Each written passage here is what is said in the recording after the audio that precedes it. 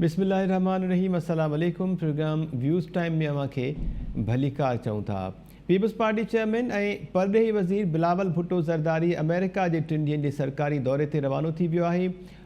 बिलावल भुट्टो ज़रदारी जो बतौर परॾेही वज़ीर पहिरियों ई सरकारी दौरो आहे जेको हू अमेरिका जो करे रहियो आहे। अमेरिका सां इन दौरे दौरान बिलावल भुट्टो ज़रदारी खे कहिड़नि मामलनि ते ॻाल्हि ॿोल करणु खपे। बिलावल भुट्टो ज़रदारी जी अमेरिकी परॾेही वज़ीर सां मुलाक़ात जेका आहे उहा बि थियल आहे। उनखां पोइ बिलावल भुट्टो ज़रदारी 21 मई ते चीन जो दौरो कंदो ऐं 23 मई ते स्विट्ज़रलैंड जो बि दौरो कंदो। अमेरिका खां पोइ चीन जो दौरो करण वक़्तु जेके सवाल पैदा थियनि था उहे आहिनि त अमेरिका ऐं चीन जे विच में जेके तालुकात आहिनि उन दौरान बिलावल जी पहिरियां अमेरिका जो दौरो ऐं उनखां पोइ चीन जो दौरो। चीन सां कहिड़नि मामलनि ते बिलावल भुट्टो ज़रदारी खे ॻाल्हि ॿोल करणु खपे, इन ते ॻाल्हाईंदासीं। उन सां गॾोगॾु मौजूदा जेका इतिहादी हुकूमत आहे मुख़्तलिफ़ जमातुनि जे सरबराहनि ते मुश्तमिल, इन इतिहादी हुकूमत खे जेके मुआशी चैलेंजिस साम्हूं आहिनि, ख़ासि तौर ते पेट्रोल ते सब्सिडी जेका आहे उहा हिन वक़्तु ताईं ॾिनी पई वञे, जंहिंजो क़ौमी ख़ज़ाने खे तमामु घणो बल्कि अरबे रुपयनि जो हर महीने बार पइजी रहियो आहे। IMF ॾांहुं कर्ज़ जी किस्त जेका उहा जारी न पई कई वञे। शर्त इहो आहे त पहिरियां पेट्रोलियम शयुनि तां सब्सिडी ख़तमु कई वञे। सऊदी ॾांहुं बि का बि इमदादी रक़म या कर्ज़ जेका उहो न मिलियो आहे। त जेका मुआशी सूरत हाल आहे ऐं जेके ॾुखिया फ़ैसिला इतिहादी हुकूमत खे करणु घुरिजनि उन में देरि छो थी रही आहे, इन्हनि ॾुखियनि फ़ैसिलनि जो अवाम ते कहिड़ो असरु पवंदो, मुआशी सूरत हाल बहितर थी सघे थी या न, ऐं इन्हनि ॾुखियनि फ़ैसिलनि जी सूरत में अवामी जेको रद्दअमल साम्हूं ईंदो उनखे मौजूदा हुकूमत कीअं फेस कंदी ऐं उनजो सियासी असरु कहिड़ो हूंदो। इन मजमूई जेकी सूरत हाल आहे इन ते ॻाल्हि ॿोल कंदासीं। अॼोका पैनलिस्ट जेके आहिनि उन्हनि जो तारीफ़ अवां सां कराईंदो हलां। नसीर मेमन साहब असां सां गॾु आहिनि, डॉक्टर अयूब शेख साहब आहिनि, प्रोफेसर इनाम भट्टी साहब ऐं डॉक्टर रफ़ीक चांडियो साहब असांखे जॉइन कयो आहे। नसीर साहब, अवां खां शुरूआत कयूं पिया। बिलावल भुट्टो ज़रदारी जो बतौर परॾेही वज़ीर पहिरियों ई सरकारी दौरो आहे जेको अमेरिका जो करे रहियो आहे। 3 ॾींहंनि जे दौरे दौरान बिलावल खे कहिड़ा अहम मामला आहिनि जिन ते ॻाल्हि ॿोल करणु खपे अमेरिकी परॾेही वज़ीर सां?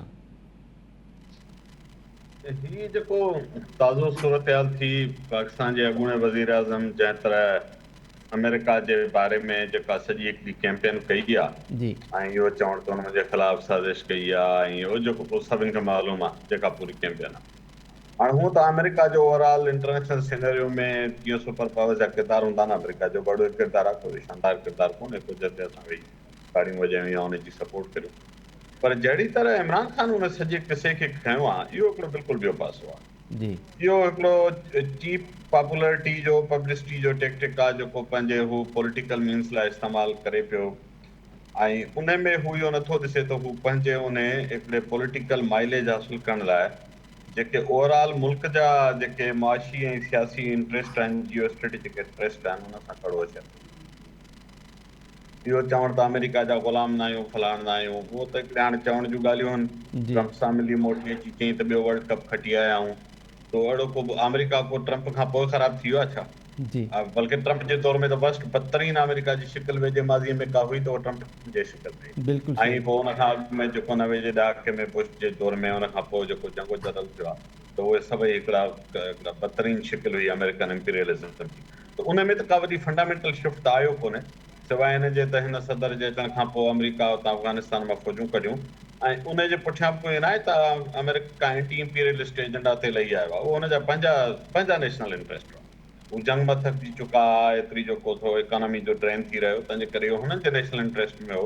हमिलो करणु बि हुननि जो पंहिंजो नेशनल इंट्रस्ट आहे, उहा जंग ख़तमु करणु बि हुननि जो नेशनल इंट्रस्ट आहे। अमेरिका जो बहसियत अमेरिका जेको जेको ओवरऑल स्ट्रक्चर ऐं एटीट्यूड आहे हुन में को मेजर शिफ्ट आयल बि कोन्हे। पर ख़ान साहब जी जेको सॼो नैरेटिव आहे उन में अमेरिकन इंपीरियलिज़म सां को इख़्तिलाफ़ कोन्हे। अमेरिका जे पॉलिसीज़ जेके ओवरऑल ग्लोबल आहिनि उहो चइजे त जेकर उन सां को इख़्तिलाफ़ हुजे उनखे बेस बनाइजे त पोइ त ट्यूटन बि न मिलणु घुरिजे हा, छो त यूक्रेन ते हमिलो बि एतिरो ई नाजाइज़ आहे जेतिरो सीरिया ऐं बगदाद ते हमिलो आहे। त इन मामले में त इहे सभई इंपीरियलिस्ट फोर्सिस हिकु जहिड़ियूं आहिनि न, उन में कहिड़ो फ़र्क़ु आहे।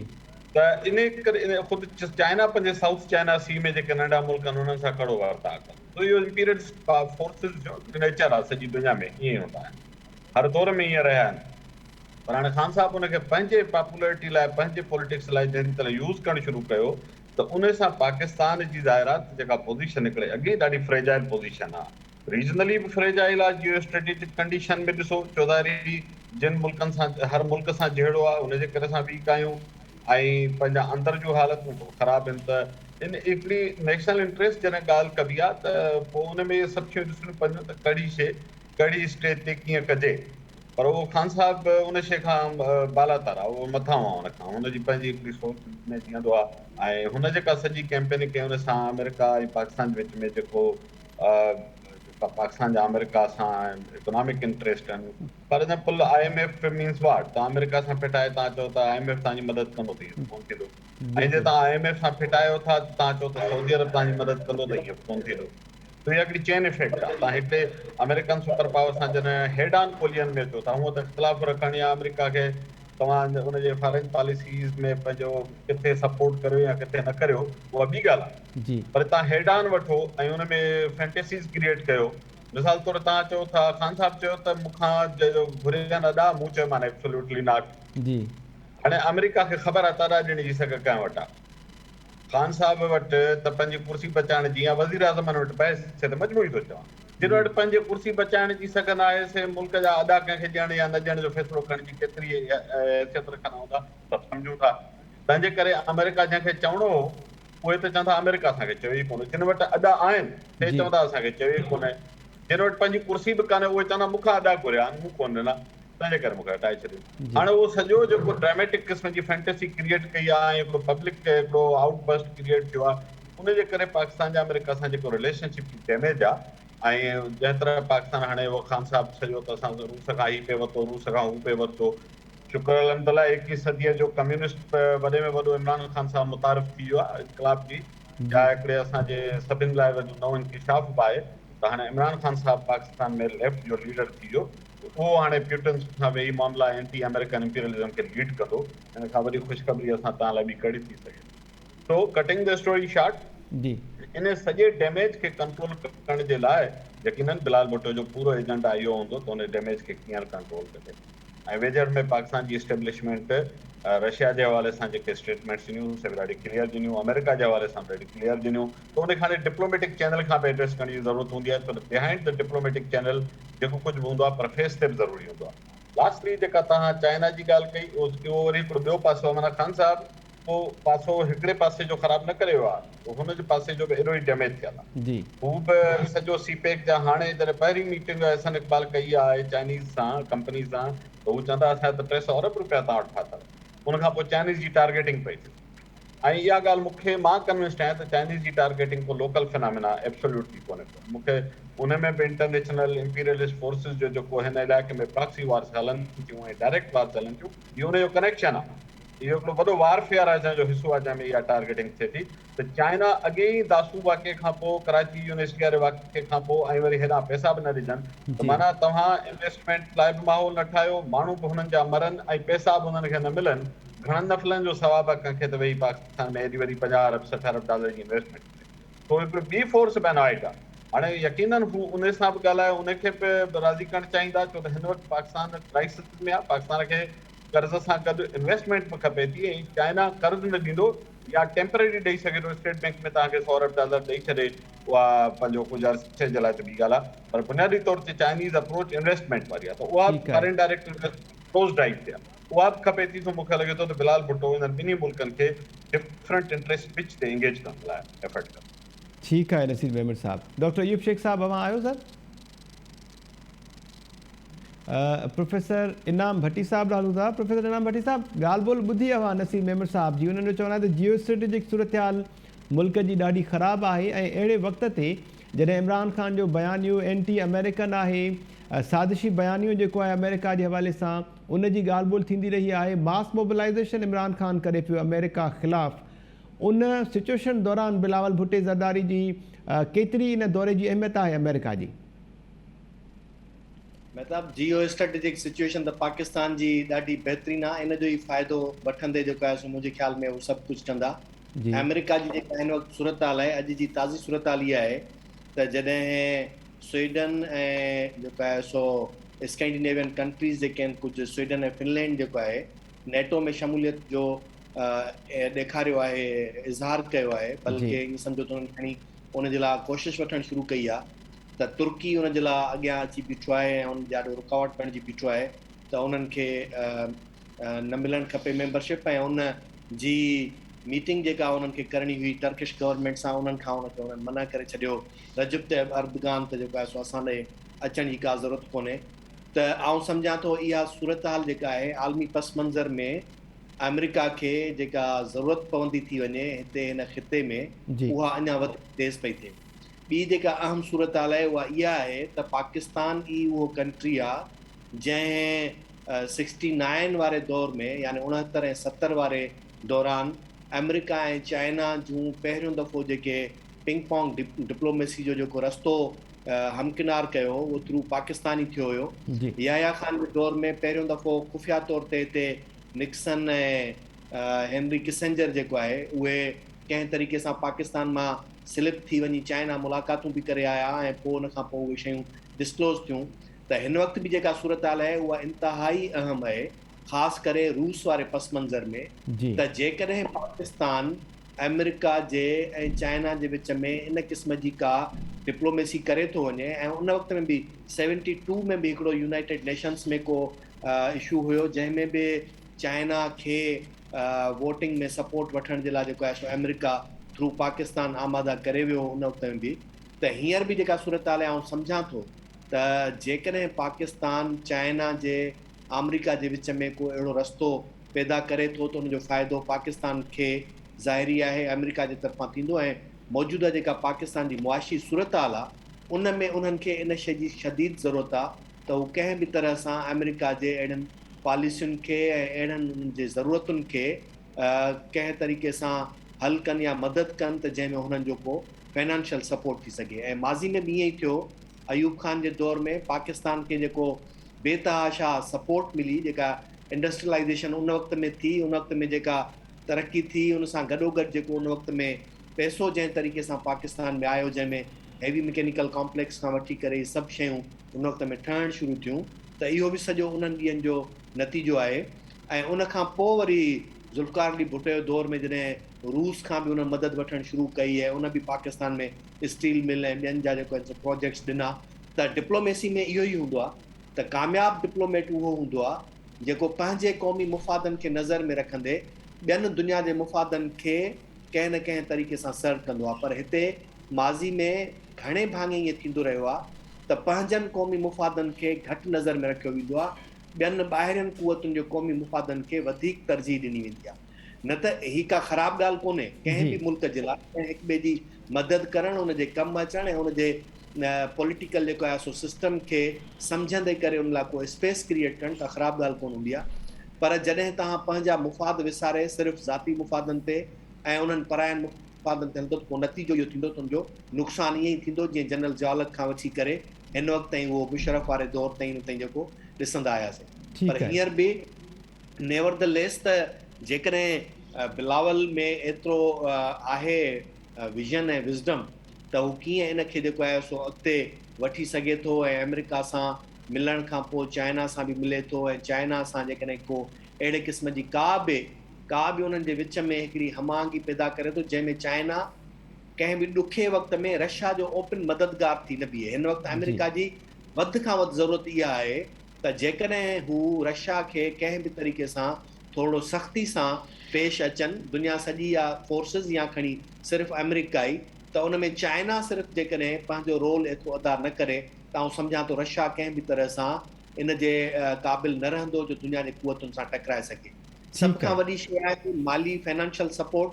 हिन वक़्तु चाइना ई वाहिद उहो मुल्क आहे जंहिं वटि तमामु वॾा रिज़र्व्स मौजूदु आहिनि, ज़ख़ीरा मौजूदु आहिनि नाणे जा, ऐं उहे नाणे जा ज़ख़ीरा जेकॾहिं उहे कंहिं बि तरह सां कर्ज़ जी सूरत में या कंहिं वखर जे परचेज़ जी सूरत में जेकॾहिं उहो रशिया खे ट्रांसफ़र कंदो त रशिया उन मां वधीक फ़ाइदो वठी करे वधीक सघारो थी करे पंहिंजी स्ट्रेटजी का ॿी ठाहे सघे थो। पर जेकॾहिं चाइना रुॻो इहो तइ करे त उहो कंहिं बि अहिड़े क़िस्म जी फाइनेंशियल सपोर्ट जेका आहे असां उनखे न कंदो त आउं सम्झां थो रशिया पंहिंजा गुॾा खोड़े विझंदो। त हिन वक़्तु तुर्की जी सूरत हाल, तुर्की खां पोइ जेका नेटो जे ख़िलाफ़ु जेका वेंदी सूरत हाल वधंदी, त उन में आउं सम्झां थो तुर्की बि आहिनि मुमकिन आहे त रशिया ॾांहुं वधीक इंक्लाइन थिए। ऐं इन इंक्लिनेशन में जेकॾहिं चाइना, तुर्की, रशिया ऐं इहे ब्लॉक्स जेकॾहिं हिकु तरफ़ थी बीहनि था त पाकिस्तान ख़ुदि इलाही का ॾुखियाई पेश अची सघे थी, जंहिंजे करे ई शिफ्टिंग थिए पई उन ॾांहुं वधनि पिया। जी ठीकु आहे इनाम भट्टी साहब। रफ़ीक चांडियो साहब खां कमेंट वठंदासीं, पर इन खां पहिरियां ताज़ा तरीन ख़बर अवां सां शेयर कंदो हलां। आर्टिकल 63A जी तशरीह जे हवाले सां सदाती रेफरेंस ते सुप्रीम कोर्ट महफ़ूज़ कयल फ़ैसिलो ॿुधाए छॾियो आहे ऐं इब्तिदाई जेका न्यूज़ आई आहे उहा इहा आहे त सुप्रीम कोर्ट जो इहो चवणु आहे त जेको फ्रीवेल मेंबर आहे उहो वोट कास्ट नथो करे सघे। हीउ जेको आहे इंतिहाई इम्पॉर्टेंट नुक़्तो आहे जंहिंमें सुप्रीम कोर्ट इहो चवे त फ्रीवेल जेको मेंबर आहे कंहिं बि पार्टी जो उहो बेतमादी रिथ जे हवाले सां वोट कास्ट नथो करे सघे। इन ते बि ॻाल्हि ॿोल कंदासीं। डॉक्टर रफ़ीक चांडियो साहब ॾाढो हूंदा। डॉक्टर साहब, पहिरियां त बिलावल भुट्टो ज़रदारी जे हिन अमेरिकी दौरे खे कीअं पिया ॾिसो, केतिरी इंपॉर्टेंस आहे हिन दौरे जी? मां सम्झां थो त हिन वक़्तु पाकिस्तान जे हवाले सां इहो दौरो तमामु इम्पॉर्टेंट आहे। हुनजी इम्पॉर्टेंस घण रुखी आहे जी। हिकिड़ी त जेका इकोनॉमिक सिचुएशन पाकिस्तान जी आहे, जेका श्रीलंका जी सिचुएशन ॾिसण खां पोइ पाकिस्तान जी जेका मैनेजमेंट आहे, पॉलिटिकल ऐं इस्टेब्लिशमेंट ॿई तमामु नर्वस आहिनि त जेकर इहा सिचुएशन कंटिन्यू रही त असांजे लाइ हिकिड़ी वॾी मुसीबत वारी सूरत हाल थी सघे थी। उन करे जेतिरो इमरान ख़ान डैमेज करे चुको आहे जी पाकिस्तान जे तालुकातनि खे, उन्हनि खे जेको आहे रिपेयर करण जो हिकिड़ो नादिर मौक़ो आहे, जंहिं ते हिकु दफ़ो अॻु में बि एफर्ट कई आहे। ऐं उन अमरीकी दौरे मां इहो मालूम थियो आहे त जेको बिलावल जो दौरो आहे, Bilawal is well receive there ऐं हुननि जी ॻाल्हि ॿुधी थी वञे, हुनखे अहमियत ॾिनी पई वञे। तव्हां ब्लिंकन जा ऐं ॿियनि जा जेके बयान ॾिठा अॻु में बि, त उन करे इन सां छा थींदो त जेका इकोनॉमिक सिचुएशन आहे उन में IMF तरफ़ जेके इंडिकेटर वेंदा, जेके वाइब्स वेंदा, उहे पॉज़िटिव हूंदा पाकिस्तान लाइ। ऐं पाकिस्तान खे वधीक सवलाई सां जेका स्ट्रक्चरल एडजस्टमेंट प्रोग्राम आहे, जंहिं तहत जेके $6 बिलियन वारो पैकेज आहे ऐं ॿिया पैकेज आहिनि, उन्हनि तहत जेका आसानी सां थी सघंदो। नंबर 2 ते सूरत हाल इहा आहे त जेको इमरान ख़ान जे आख़िरी दौर में जेको इम्प्रेशन अची चुको हुयो त ॼण पाकिस्तान माना हिकिड़ी कैंप माना रशियन तरफ़ वञी चुको, उन सॼे खे रिपेयर थी वेंदो। इन खां पोइ जेको ॿियो दौरो आहे उहो चाइना जो रथियल आहे ऐं चाइना बज़ात ख़ुदि हिन वक़्तु मुख़्तलिफ़ शयुनि ते आहे। तव्हां ताज़ो ई कुझु ॾींहं अॻु चाइनीज़ हिकिड़ी एक्सरसाइज़ कई आहे, जेका एक्सरसाइज़ हूअं ॿियूं एक्सरसाइज़ थींदियूं आहिनि, पर हीअ एक्सरसाइज़ इन करे मिलिट्री एक्सरसाइज़ इम्पॉर्टेंट हुई, छो त इहा सॼे जेको आहे ताइवान आहे, ताइवान जे बस गिरदाई में कई वई आहे जी। ऐं हुनजो हिकिड़ो एतिरो इम्पैक्ट आहे जो दुनिया सॼी में हिकिड़ी लहर अची वई आहे त छा चाइना जो ॿियो जेको स्टेप आहे उहो ताइवान खे पंहिंजे कंट्रोल में करणु आहे। ऐं जेके जैपनीज़ ऐं ॿियनि मुल्कनि जे तरफ़ां जेके अचनि पिया, पंहिंजो बयान अचनि पिया चाइना जे ख़िलाफ़ु, त चाइना शायदि अहिड़े क़िस्म का शइ करे। इन सॼे स्फेयर में पाकिस्तान चाइना जो हिकिड़ो दोस्त मुल्क आहे ऐं पाकिस्तान खे कीअं कंडक्ट करणु घुरिजे, उन लाइ जेको पंहिंजो बिलावल जेको दौरो आहे उहो दौरो तमामु इम्पॉर्टेंट आहे। उन दौरे सां हिकिड़ो इंप्रेशन इहो ईंदो त पाकिस्तान जेको आहे सो अमेरिका ऐं चाइना सां पंहिंजो हिकिड़ो बैलेंस रवैयो रखी सघंदो। ॿियो जेके वापार जा मामला आहिनि, ॿिया जेके फिज़िकल डेवलपमेंट जा मामला आहिनि, सीपे के ॿियनि मामलनि ते, जेको हिन वक़्तु चीन सां जेको मसइलो थी चुको आहे, तव्हांखे यादि हूंदो कंफ्यूशन सेंटर सॼे उन में बंदि करे चुको आहे चाइना, उन्हनि सभिनी ते हिकिड़ी कॉन्फिडेंस बिल्डिंग मेजर्स शुरू थींदा। चाइना जो हिन वक़्तु जेको स्टैंड आहे पाकिस्तान लाइ उहो इहो आहे त भई जेके सीपेक लाइ मुआइदा थिया सिक्योरिटी जा, उहे उन लेवल ते न आहिनि। हाणे इन लेवल ते आणण लाइ पाकिस्तान खे ॿी तरीक़े सां चीन सां हिकिड़ी कॉन्फिडेंस बिल्डिंग मेजर्स ते वञिणो पवंदो, जंहिंजे लाइ बिलावल हिकिड़ो सुटेबल माण्हू आहे। बिलावल ख़ान आहे, हुन ॿुधण जी सलाहियत आहे तमामु घणी ऐं माण्हुनि खे इन्फ्लुएंस करण जी आहे। त मां सम्झां थो इहो दौरो तमामु इम्पॉर्टेंट आहे। अमेरिका ऐं चीन जो जेके दौरा आहिनि, इहे पाकिस्तान लाइ कुझु बहितरी जी तवक़ो रखी सघिजे थी। जी महताब जी, ठीकु आहे डॉक्टर रफ़ीक चांडियो साहब। नसीर साहब, वापसि अवां अचूं पिया। मौजूदा जेका इतिहादी हुकूमत आहे उनखे सभ खां वॾा चैलेंजिस जेके आहिनि उहे मुआशी चैलेंजिस आहिनि। हिकु पासे IMF ऐं सऊदी पारां को बि कर्ज़ु न पियो मिले, का उमेद बि नज़र न पई अचे ऐं हुकूमत सख़्तु अवामी रद्द अमल खे साम्हूं रखंदे पेट्रोलियम शयुनि तां सब्सिडी बि ख़तमु नथी करे, इन जो बार वरी क़ौमी ख़ज़ाने खे पवे पियो ऐं हर महीने अरबे रुपयनि जो नुक़सानु थी रहियो आहे इन सब्सिडी जी सूरत में। छा पिया सम्झो त इतिहादी हुकूमत जे लाइ चैलेंज बणियल जेके मुश्किल फ़ैसिला आहिनि उन्हनि में देरि छो थी रही आहे, ऐं जेकॾहिं इहे मुश्किल फ़ैसिला कया बि विया त पोइ अवाम ते इन जो कहिड़ो असरु ॾिसो पिया? इहो कंहिंखां सवाल आहे? मूंखां सवाल आहे? नसीर मेमन साहब का दर। अच्छा मेहता मूंखे लॻे थो त इलेक्शन ऐं मईशत बाबति फैसला जेके आहिनि ऐं इहे ॿई जुड़ियल शयूं आहिनि, ॻंढियल आहिनि। जी इन मामले ते जेका हुकूमती इताद आहे उन में राय विरायल आहे। राय विरायल बि पोज़ीशन जे करे आहे, जेका जंहिं तुर जी पोज़ीशन आहे उनजे करे उन उहा ओपिनियन नेचुरली ईअं ई थिए थो। जी हाणे जेकर तव्हां ॾिसो त ॾुखियनि फ़ैसिलनि जो जेसिताईं तालुक आहे, मुस्लिम लीग नवाज़ लीग ज़ाहिर आहे त हुकूमत उहा पई हलाए, छो प्राइम मिनिस्टर हुननि जो आहे, इतादी हुकूमत आहे, पर जेको पब्लिक परसेप्शन ठहंदो, पब्लिक इमेज ठहंदो, सुठो या ख़राबु, उहो बुनियादी तौर ते नवाज़ लीग जी क़यादत लाइ ठहणो। ठीकु त आहे। नवाज़ लीग जी क़यादत ॾाढी मुहतात आहे।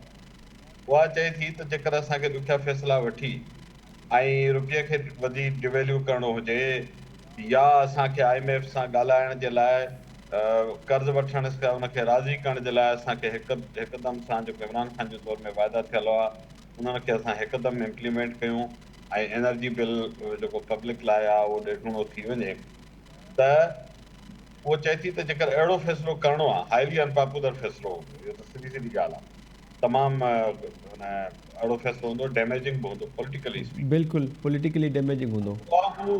उहो हू नथा चाहिनि त असां अकेले सिर वठूं।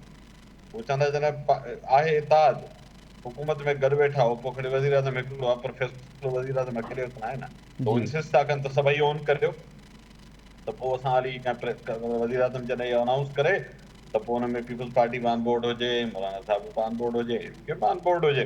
ठीकु आहे। अच्छा हू तुरियूं थिए त फ्रंट ते एज सच न आहिनि, फ्रंट ते इन सेंस में न आहिनि, त उहो कंहिं वक़्तु बि थी सघंदो आहे वज़ीर आज़म साहिबु हुनजी काबीना अध खां वधीक माण्हू हुनजा फ़ैसिलनि जी त अथॉरिटियूं न वठी, असां त ॾिसो उहो हिकु वज़ारत वठी वेठा हुआसीं, जी त उहे पाण खे इन फ़ैसिले खां जेकर ऐलान या मुखालफ़त न बि कनि त डिटेच ज़रूरु करे सघनि, ऐं नवाज़ लीग जी क़यादत इन सेंसिटिविटी खे सम्झे थी, तंहिंजे करे उहे चाहिनि था त इहो फ़ैसिलो अचे त गॾियल। जी अच्छा जेकर इहो फ़ैसिलो न आहे करणु त पोइ तव्हां केसिताईं सब्सिडी खणी सघंदो, ॾेई सघंदो, ऐं जे तव्हांखे IMF कमिट नथी करे कर्ज़ जी ईंदड़ किस्त, त तव्हांजो पाकिस्तान जो जेको ओवरऑल बजटरी डेफिसिट हिन साल थियणो आहे, ऐं रुगो करंट अकाउंट डेफिसिट न, ॿिया बि जेके बजट ते इम्प्लीकेशन्स आहिनि, जी पर ॾाढी कॉम्प्लेक्स सिचुएशन थी वेंदी।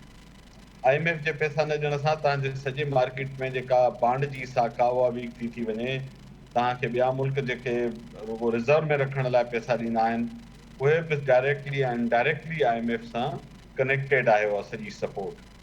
त पोइ एॾे वॾे बुहरान खे सुभाणे खणी हुकूमत कीअं हलाइबी, ऐं जेकर 2 या 3 महीना इन कैफ़ियत में हलिया विया त पोइ हुकूमत कैंपेन कीअं कंदी ईंदड़ इलेक्शन में वञण लाइ, छो त इन एनी केस 2-4 महीननि खां पोइ इलेक्शन मोड अची वेंदी, लोकल गवर्नमेंट बि अचे पई, ऐं ख़ान साहब जी जेका सॼी कैंपेन आहे जंहिंमें हींअर ताईं को स्ट्रॉन्ग आर्ग्यूमेंट कोन्हे सवाइ हिकिड़नि मफ़रूज़नि वारनि ख़तरनी ॻाल्हियुनि जो, उनखे हिकिड़ो वॾो दलील मिली वेंदो त ॾिसो असां त तेल जा पैसा कोन वधाया न, असां त चयो पिया न त मुख़्तलिफ़ हंधनि तां पैसा पूरा करे ईंदासीं, उहे पैसा हिन वटि हुया कोन या हिननि खे ख़बर आहे, जी पर हिननि खे ख़बर हुई त असां ई कोन हूंदासीं त पैसा बि न हूंदा, त मिड़ई ख़ैर जहिड़ी ॻाल्हि आहे, चई था छॾियूं त पैसा हुया।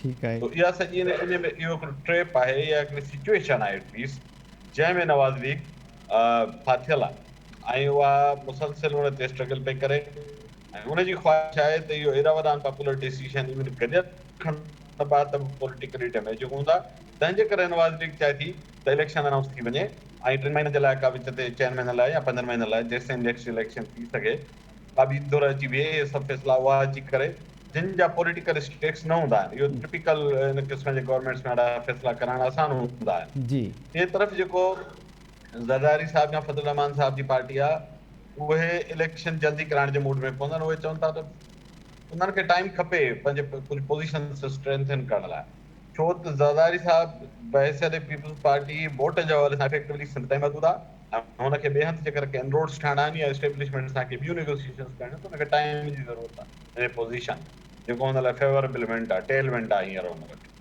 फज़ल रहमान साहिब त टोटली ज़ाहिर आहे उन त ॾाढो लिमिटेड गेम्स आहिनि अॻे ई पॉलिटिकली, त हू जेतिरो वधीक टाइम मिलंदो ओतिरा हुन जा गेम्स दायरा वधंदा। जी MQM छो थी जल्दी इलेक्शन चाहे, MQM खे ख़बर आहे त हिन खां ॿी मैन्यूवरिंग थी वञे, हू सम्झनि था त हींअर मौक़ो आहे हाणे इलेक्शन थी त हू कराचीअ में पहिरें जी भेट में वधीक वोट खणी ईंदा, छो त अॻे भेरे जंहिं तरह सां वोट मैनेज थियो हो, सीटूं मैनेज थियूं, उहे धुरियूं हाणे PTI जी सपोर्ट में कोन्हनि, तंहिंजे करे MQM खे जल्दी इलेक्शन सूट थी। तो चइनी जी तव्हां पोज़ीशन खे सम्झंदो, तंहिंजे करे हिन जे अंदरि डिसीशन नथो पियो थिए। त मुंहिंजो ख़्यालु आहे हिन डिसीशन खे घणो वक़्तु टंगे रखणु इहो रादर सभिनि लाइ डैमेजिंग थींदो।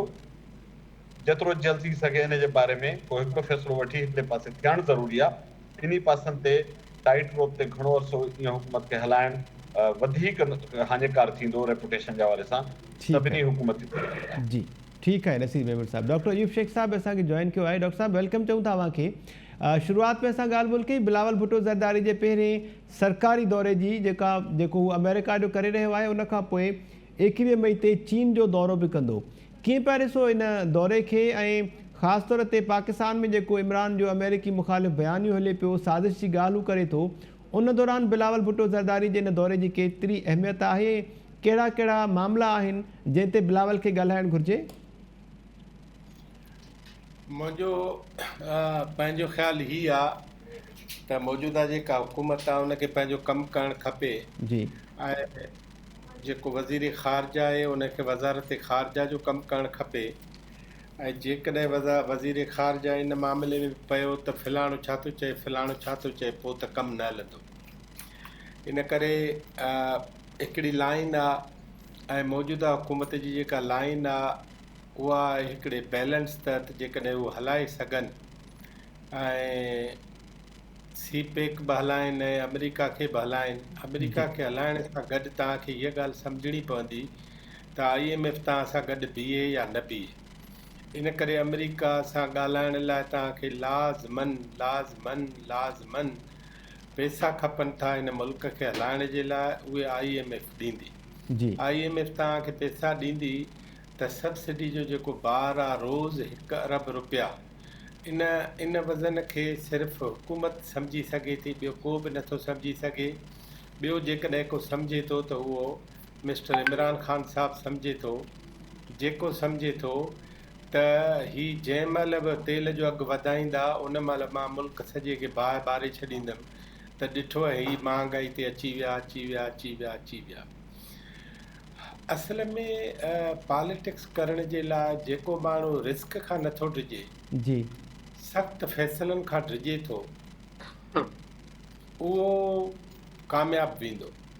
बाक़ी तव्हां सख़्तु फ़ैसिला बि न कयो ऐं मामला पंहिंजे कुल्हे पोइ तव्हांजा कुल्हा बि कमु न कंदा, तव्हां बीह रहंदव।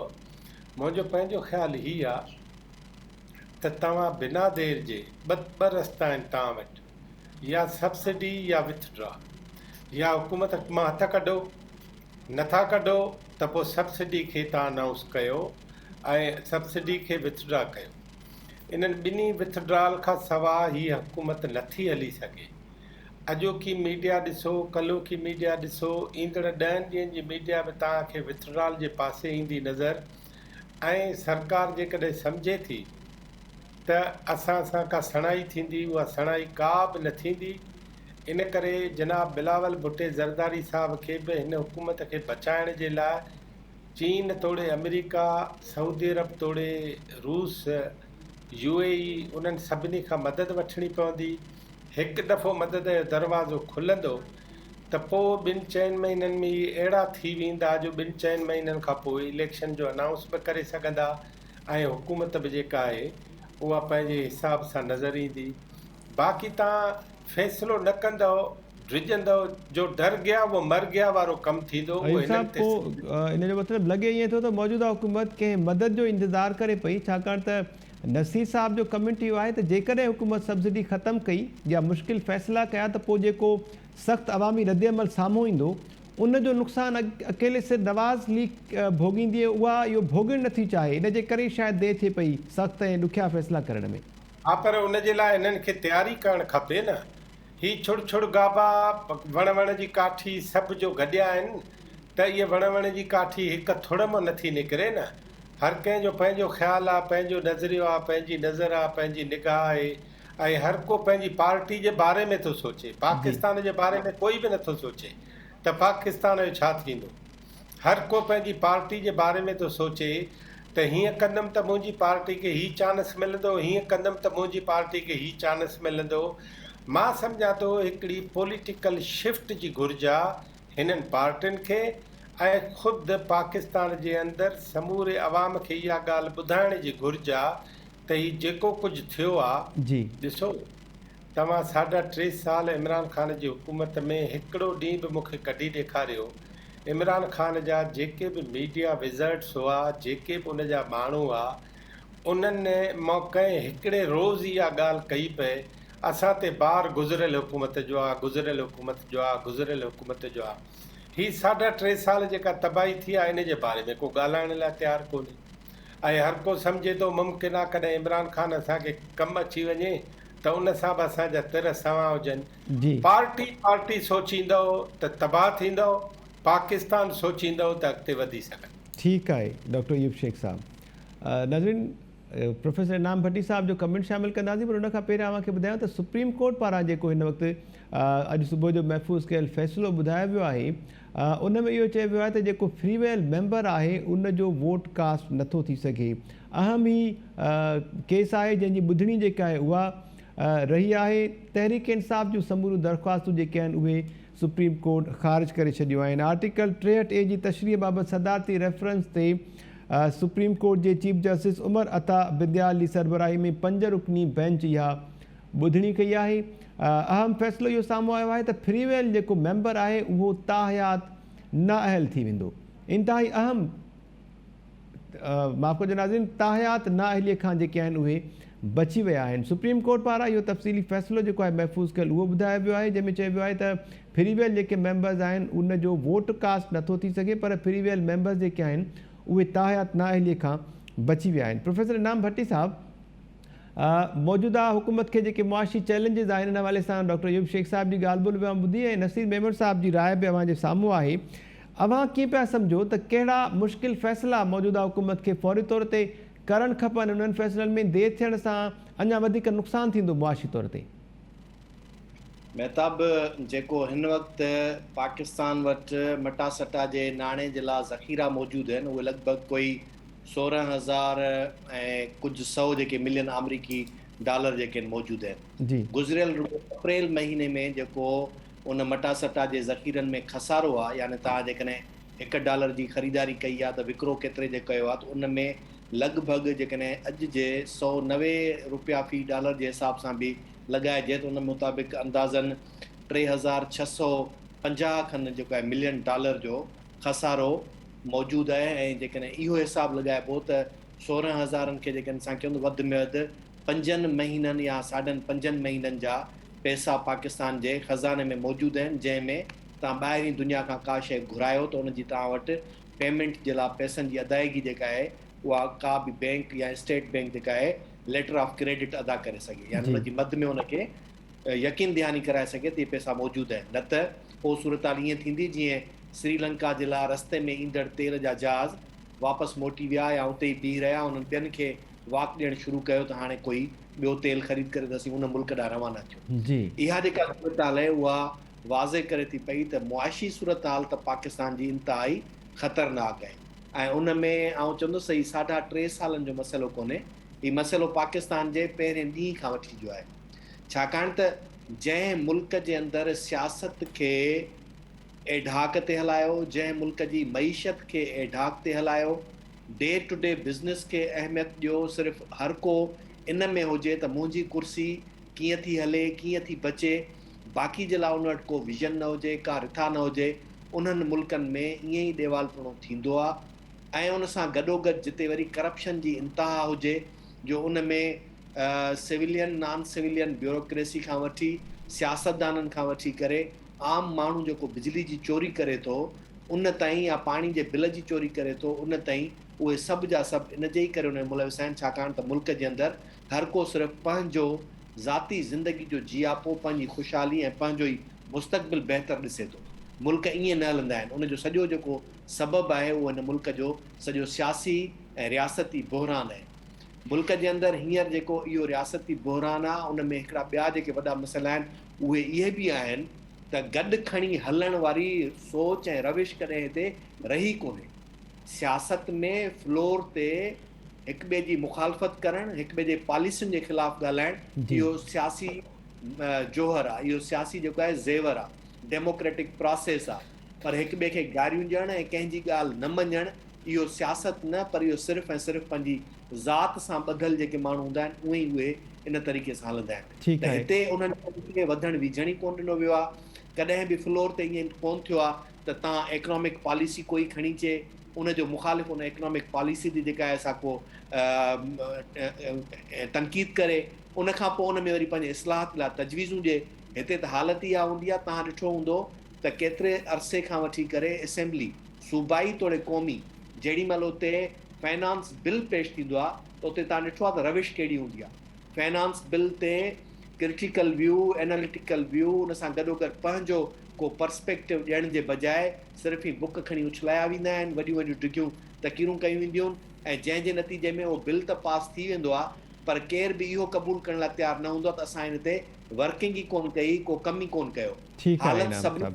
बाक़ी हूंदी आहे, उहे चाहे इक़्तिदार में वेठल का बि जमायत हुजे या इख़्तिलाफ़ी बेंचुनि ते वेठल का बि जमायत हुजे, उहे जॾहिं इक़्तिदार में अची वेंदा आहिनि त उन्हनि जो साॻियो रोइणो थी वेंदो आहे। इख़्तिलाफ़नि वारा जेके हिज़्ब इख़्तिलाफ़ हूंदी आहे उन्हनि जो वरी रोइणो साॻियो थी वेंदो आहे। जेको हींअर बि तव्हां ॾिसो पिया त हींअर हीअ हुकूमत चए थी त 3.5 सालनि में जेको इमरान ख़ान तबाही करे वियो आहे उनजो जी। नतीजो आहे। जॾहिं इमरान ख़ान खे इक़्तिदार मिलियो त हुन चयो त हीउ जेको मुसलसिल 50 सालनि खां हिननि जेका तबाही कई आहे उनजो नतीजो आहे। त हक़ीक़त इहा आहे त नतीजो इन्हनि सभिनी सियासतदाननि जे विज़न जी खोट ऐं उन्हनि जे असुल हक़ीक़ी रस्ते नज़र न अचण जी खोट आहे। जी ठीकु आहे। डॉक्टर रफ़ीक चांडियो साहब आहियो अवां सर?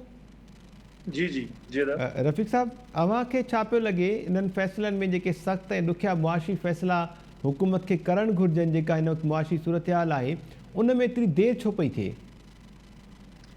महताब, इहो सभिनी पैनलिस्टनि ते ॾाढो सुठो ॻाल्हायो आहे त जेका नर्वस लाइन आहे हिननि जी उहा मुस्लिम लीग नून खे इहो लॻी रहियो आहे त सख़्तु फ़ैसिला करण सां हुननि जो को वोट बैंक आहे जेका इलेक्शन अचे उन ते फ़र्क़ु पवंदो। पर मां सम्झां थो त तमामु वॾी मिसकैलकुलेशन आहे इकनॉमिक फ्रंट ते इहा, छो त असां मई ऐं जून जी कुझु पहिरें वीक में ही बजट ॾियण वारा आहिनि। इहो जेसिताईं हेसिताईं ही रोके आया आहिनि हिन खे, ही बजट में मुख़्तलिफ़ शयूं करे उनजो इम्पैक्ट रिड्यूस करे सघनि था, मुख़्तलिफ़ रिसोर्सिस जनरेट करे सघनि था।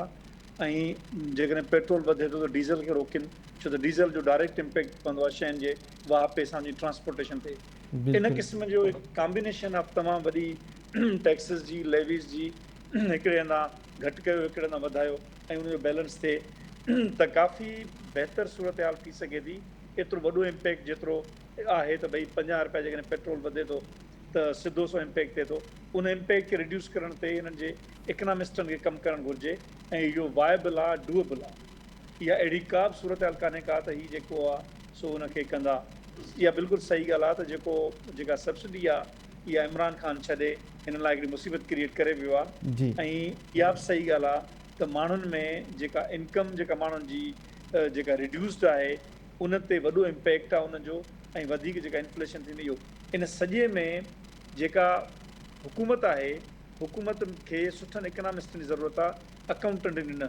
हीअ जेके माण्हू नज़र अची रहिया आहिनि हिन वक़्तु, इहे तव्हांखे इहो हिसाबु कंदे नज़र ईंदा त बाबा हेतिरा बिलियन फलाणो कर्ज़ु आहे, हेतिरा बिलियन फलाणो आहे। इहा जेका बिलियन्स जी स्टोरी आहे, इहो जेको फाइनेंस जो सेक्रेटरी आहे उहो बि करे सघे थो, फाइनेंस जो जेको एडिशनल सेक्रेटरी उहो बि करे सघे थो पियो। मुफ्ता इस्माइल छा थो ॿुधाए अची असांखे, ऐं पंहिंजो डार खे बि का ख़बर कान्हे का, उहो बि अकाउंटेंट जेको आहे सो बजट ॾींदो हुयो। हिननि खे सुठा प्रोफेशनल इकनॉमिस्ट खपनि जेके जंहिंजी बजट जेका आहे उहा लाइन माना जेको मथियों इनकम ग्रुप आहिनि 2-3 उन्हनि ते टैक्स पढ़नि, ऐं जेको हेठियां 2 ग्रुप आहिनि बॉटम इनकम ग्रुप जंहिंखे चवंदा आहियूं 20% या 2 हेठियां ग्रुप, उन्हनि खे रिलीफ ॾियनि। इहा हिकिड़ी इकनॉमिक साइंस आहे जेको इकनॉमिस्टनि जो धंधो आहे, इकनॉमिस्टनि खे करणु ॾियनि। इकनॉमिस्ट हाणे का अहिड़ी वॾी शइ कान्हे का, न थियण जहिड़ी का बि शइ कान्हे का। पर हाणे जेका नर्वसनेस हिननि जी अची वई आहे, ऐं नवाज़ शरीफ़ जी पंहिंजी अंडरस्टैंडिंग जो इशू आहे, शहबाज़ शरीफ़ जी पंहिंजी अंडरस्टैंडिंग जो इशू आहे, उन करे त हाणे या त माना एतिरो कष्ट करण खां पोइ मां सम्झां थो त इहो हिकिड़ो झटको बजट में अचण खां पोइ हीउ अॻियों जेको साल आहे उन में काफ़ी बहितरी अचीव करे सघनि था, जंहिंजे करे हिननि जो वोट बैंक बहितर थी सघे थो। छो त इमरान ख़ान जी जेका परफॉर्मेंस आहे उहा रुॻो को सब्सिडीज़ ते तुरई आहे पुअर, उहा उन करे पुअर आहे जो हुन जेके ॿिया चैनल्स आहिनि जिन जे ज़रिए ग़रीब माण्हू खे टैक्सिस, मिसाल तौर ते जेके इमरान ख़ान टैक्सिस रिसीव कया, उहे सभु जो सभु उन्हनि जो बोझ ग़रीब माण्हू ते पियो आहे। वॾनि सेक्टरनि ते न पियो आहे। जी। तव्हां इहो यादि कयो त जेको पंहिंजो कंस्ट्रक्शन सेक्टर हुयो, कंस्ट्रक्शन सेक्टर तव्हां हिन वक़्तु ॾिसी रहिया आहियो त उनखे चवंदा आहियो त हेरोइन वारो सेक्टर आहे उहो, उन सेक्टर खे तव्हां सब्सिडीज़ छो ॾिनियूं, जंहिंजो डायरेक्टली होम ओनर ते फ़र्क़ु पियो, माण्हुनि भरियो। त इन क़िस्म जी जेका आहे तव्हां सब्सिडीज़ उहे ख़तमु कयो, उनखे मतिलबु जिते 50 रुपया विधणो आहे 25 रुपयनि ताईं खणी अचो, 25 रुपया ॿिए हंधा किथां। इहा सॼी हिकु इकनॉमिक साइंस आहे जेका डूएबल आहे। पर हाणे इन जो जेको हल आहे जी। उहो मां सम्झां पीपल्स पार्टी इन मामले ते बिल्कुलु सही रुख में आहे। इहो साल सॼो महिनत कजे, हिननि खे जून खां पोइ जुलाई अगस्त सेप्टेंबर और पहिरें क्वार्टर ताईं तकलीफ़ हूंदी।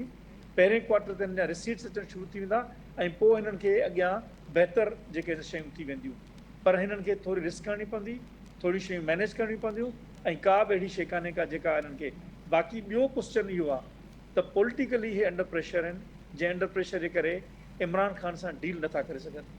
इमरान ख़ान सां हिननि खे डील करणु घुरिजे, इमरान ख़ान खे हैंडल करणु घुरिजे, जंहिं तरीक़े सां ही करे सघनि था उहो कनि। छो त इमरान ख़ान पाण हिकिड़ी अनफेयर गेम जो हिसो रहियो आहे, अनफेयर इदारनि जे ज़रिए हुन सभिनी खे गुज़िरियल 3-4 सालनि में तंग कंदो रहियो आहे। इन करे हिननि खे इहो 2 pronged अप्रोच करणी पवंदी, जंहिंमें हिकिड़े पासे पॉलिटिकली हुनखे डील कनि ऐं ॿिए पासे इकोनॉमिकली जेका मुल्क जी हालत आहे उनखे कंट्रोल कनि ऐं इम्पैक्ट जेको आहे उहो आहिस्ता ॾियनि। सो मां सम्झां थो त इहा डूएबल शइ आहे ऐं बिल्कुलु मां मुतफ़िक़ आहियां डॉक्टर अयूब शेख जी ॻाल्हि सां त हिननि खे मतिलबु आहे त इन ते कंसंट्रेट करणु खपे ऐं हींअर नर्वस शो न करणु घुरिजे त जेका डॉक्टर साहिबु चए थो या कनि या जेको इलेक्शन कनि। मां इन हक़ में न आहियां त इलेक्शन हिन वक़्तु कनि, छो त इहो साल सॼो हिननि खे तमामु वॾो फ़ाइदो ॾेई सघे थो जेकॾहिं हीअ हुन में अॻियां वञनि त। जी ठीकु आहे डॉक्टर रफ़ीक चांडू साहब। नसीर मेमन साहब, सुप्रीम कोर्ट पारां जेको ही फ़ैसिलो साम्हूं आयो आहे आर्टिकल 63A जी तशरीह जे हवाले सां सदारती रेफरेंस जो, कीअं पिया ॾिसो अवां इन फ़ैसिले खे? हाणे इमरान ख़ान जे बयानीअ में कहिड़ी तब्दीली अव्हांखे नज़र अचे पई? एंटी इस्टेब्लिशमेंट त अॻु ई आहे, एंटी अमेरिकन बयानियूं बि हले पियो, हाणे छा एंटी जुडिशरी बयानियूं बि असां ॾिसंदासीं? छाकाणि त इमरान PTI जूं समूरियूं दरख़्वास्तूं जेके फ्री वेल मेंबर्स खे नाअहल करार ॾियण वारियूं हुयूं उहे सुप्रीम कोर्ट ख़ारिज करे छॾियूं आहिनि। हिन फ़ैसिलो डिटेल में अचे, हिनखे केयरफुली पढ़णो पवंदो। सुप्रीम कोर्ट जो फ़ैसिलो सिर्फ़ मीडिया जे टीवी चैनल जे टिकर्स ते हुन ते राय ठाहिण ॾुखी आहे। अञा इनिशियल अचनि पिया टिकर्स पिया अचनि रुॻो, बिल्कुलु सही। उन में हिकिड़ो त आहे त हुनखे ख़ारिज कयूं आहिनि दरख़्वास्तूं नाअहलीअ जूं। पर ॿिए पासे सुप्रीम कोर्ट जे फ़ैसिले में इहा हिकिड़ी इंपॉर्टेंट शइ आहे त हुन चयो आहे जेके फ्री वेंदा पंहिंजो मेंबर्स आर्टिकल 62-63 जे हेठि, उन्हनि जो वोट कोन ॻणियो वेंदो। हाणे इहा हिकिड़ी ट्रिकी सिचुएशन आहे जेको मुंहिंजो ख़्यालु आहे पंजाब वारे इलेक्शन ते उहा कीअं असरअंदाज़ थींदी। सुभाणे पंजाब लाहौर हाई कोर्ट जो फ़ैसिलो अचिणो आहे जी। हाणे Lahore high court supreme court जे फ़ैसिले खे ईंदे ॾिसी जो फ़ैसिलो महफ़ूज़ कयो आहे जी, त डेफिनेटली इहो हुनजे कंट्राडिक्शन में त फ़ैसिलो हाणे ॾेई कोन सघंदा। ॾिसणो आहे त पंजाब में हुनजा कड़ा असर था पवनि। क़ौमी असेंबली वारे में त बहरहाल हिकिड़ी शइ क्लियर थी वई, हुननि त वोट ॾिना कोन हुया, तंहिं करे उहो हुन ते को एक्शन मूंखे थींदे नज़र कोन थो अचे तो डी सीट थी सघे। ठीकु आहे। ऐं ॿी ॻाल्हि इहा त हुननि जी नाअहलीअ जे बारे में केतिरी मुदत हूंदी उहा हुननि PTI जी हुन में क़बूल न कई आहे। हुननि पार्लियामेंट खे चयो आहे त इहो पार्लियामेंट तय करे, ऐं इहा ॻाल्हि ठीकु आहे त इहे आइनी मामिलो आहे त पार्लियामेंट खे तय करणु घुरिजे त उहा 7 साल सज़ा हूंदी, 10 साल हूंदी, 50 साल हूंदी, तायात हूंदी, त उहो कोर्ट हिकिड़ो वाइज़र वे सां उहो वापसि बाउंस बैक करे छॾियो आहे पार्लियामेंट वटि, उहा डिसाइड करे थो। त वरी अञा डिटेल्स जो थोरो इंतज़ारु करिणो आहे। ठीकु आहे नसीर मेमन साहब। इनाम भट्टी साहब, अव्हांजो कमेंट सर, ब्रीफ कमेंट घुरिजे हिन मामले ते। हेलो, मज़ो तॾहिं थींदो जॾहिं इन ई फ़ैसिले खे खणी ऐं पंजाब जे लाइ जेॾी महिल विया न त पंजाब जा त सभु जन वोट कास्ट कयो आहे त हमज़ा शहबाज़ जी हुकूमत जो छा थींदो। छाकाणि त हिकिड़ो फ़ैसिलो हिन में इहो अची चुको आहे त जेके बि मुनहरिफ़ अरकान आहिनि उहे वोट नथा ॾेई सघनि। त आउं सम्झां थो हिकिड़े हिसाब सां ऐं इन हक़ में क़तई तौर ते न आहियां त उनखे ता हयात करे छॾिजे नाअहल, छाकाणि त जेकॾहिं ईअं ई करिणो आहे ता हयात नाअहल करिणो आहे त पोइ जेकॾहिं कॾहिं बि केरु पंहिंजी पार्टी सां कंहिं बि मामले ते इख़्तिलाफ़ रखे त इन जो मक़सदु इहो थियो त पंहिंजे इन ख़ौफ़ जे करे उहो इख़्तिलाफ़ ई न रखे। इहो फ़ैसिलो यकीनी तौर ते हिननि दुरुस्त कयो आहे। ॿी जेका आम शइ आहे उहा इहा आहे त जॾहिं पार्टी पॉलिसी सां इख़्तिलाफ़ थिए थो त इख़लाक़ी तौर ते ईअं हुजणु खपे त उन माण्हू खे या त पार्टी मटाइणु खपे, छॾणु खपे, या न त बि जेकॾहिं उन्हनि जी संदन पार्टी उन्हनि खे डिक्लेयर करे थी त उहे मुनहरिफ़ आहिनि त उहो इलेक्शन कमीशन जो हिकिड़ो प्रोसीजर मौजूदु आहे उहो उनखे जेॾी महिल मोकिलींदा लेटर त हीअ हाणे असांजी पार्टी सां हिन जो को बि तालुक़ु न रहियो आहे जी। त उहा उनजी टिकट जेका आहे सा ख़तमु थी वेंदी ऐं डीसीट थी वेंदो। ऐं सम्झां थो सुप्रीम कोर्ट इन हिसाब सां पंहिंजो सही फ़ैसिलो कयो आहे, पर इन फ़ैसिले जा असरात जेके पंजाब में थींदा उहे वरी हिकिड़े नए सियासी बहरान खे जनम ॾींदा, ठीकु जंहिंजो आहे। मूंखे लॻे थो त PTI वरी नए सिरे सां उते पंजाब में काफ लीग ख़ासि करे चौधरी बिरादरान जेके आहिनि उहे उनखे नए तरीक़े सां वरी उते खणण जी कोशिशि कंदा। जी ठीकु आहे। डॉक्टर रफ़ीक चांडो साहब कुझु सेकंड्स आहिनि जेकॾहिं ब्रीफली अवां कमेंट कयो हिन मामले ते सर। महताब मां सम्झां थो त इन फ़ैसिले जा दूरस नतीजा आहिनि ऐं जेके नेक्स्ट इलेक्शन में इहा हमेशह एस्टेब्लिशमेंट माज़ी में यूज़ कंदी रही आहे पॉलिटिकल पार्टी जे तरफ़ां। इन करे मां सम्झां थो जेकॾहिं नेक्स्ट इलेक्शन में पॉलिटिकल कोलिशन को ठहे थो ऐं एस्टेब्लिशमेंट जो माना नेक्स्ट गवर्नमेंट जे फोकस में जेकॾहिं को टक्कर थिए थो त इहा ॻाल्हि पॉलिटिकल पार्टीज़ जे फ़ाइदे में वेंदी। इन करे मां सम्झां थो त इहो हिकिड़ो फ़ैसिलो अहिड़ो आहे जेको मुस्तक़बिल में हिन वक़्तु इहो भले इमरान ख़ान जे हवाले सां उनखे फ़ाइदो ॾिए या जेका बि सूरत थिए थी, पर नेक्स्ट उन जो फ़ाइदो मां ॾिसां थो त सियासी जमायतुनि में पवंदो। जी ठीकु आहे। Thank you so much doctor Rafiq Chandio Sahib, professor Inam Bhatti साहब, नसीर महमूद साहब अमां जी वॾी महिरबानी ऐं डॉक्टर यूब शेख साहब अमां जी वॾी महिरबानी। सुप्रीम कोर्ट पारां अॼु जेको फ़ैसिलो ॿुधायो वियो आहे इन जा तफ़सील अञा अचणु बाक़ी आहिनि। ईंदड़ प्रोग्राम में इन ते तफ़सीली ॻाल्हि ॿोल बि कंदासीं। नज़ीन बिलावल भुट्टो ज़रदारी अमेरिका जे दौरे ते रवानो थी वियो आहे। इन दौरे जा केतिरा ऐं कहिड़ा असर थी सघनि था इन मामले ते ॻाल्हि ॿोल कई ऐं मुल्क जी जेका मुआशी सूरत हाल आहे उन ते बि पैनलिस्ट जी राय अवां ताईं पहुचाई। ईंदड़ प्रोग्राम ताईं ॾींदा इजाज़त। अलाह निगहबान।